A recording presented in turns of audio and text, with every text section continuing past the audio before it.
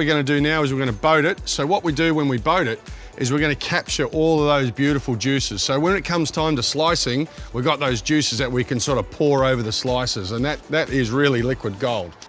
We're gonna start with our boat. I'm just gonna create a bit of a star formation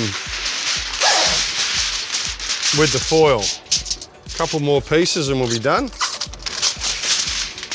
So when you do buy yourself a brisket, I mean, it's worth noting how marbled or how much fat content is inside the brisket, because that's gonna guide you in your cook. If you've got something lean, I wouldn't be boating this at all. I would just simply wrap, all right? But we've got a beautiful brisket here that's got a high fat content, so we can do this boat.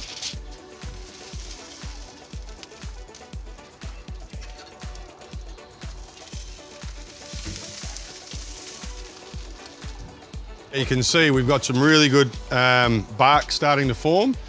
So I guess the playoff here is, if we cover it, some of the bark will go soft. So as I said, this guy's got enough fat just carry through like this, just with a nice little boat. So there you have it. There's the boat. Really simple. 5 or so pieces of foil arranged in a star position, put the brisket in the middle, and then just simply start at one end and roll all the way around until you get this nice little slipper type arrangement, and then the brisket's in the middle. All those juices will be reserved, and as I say, when we slice them, we pour those juices over. It'll be brilliant.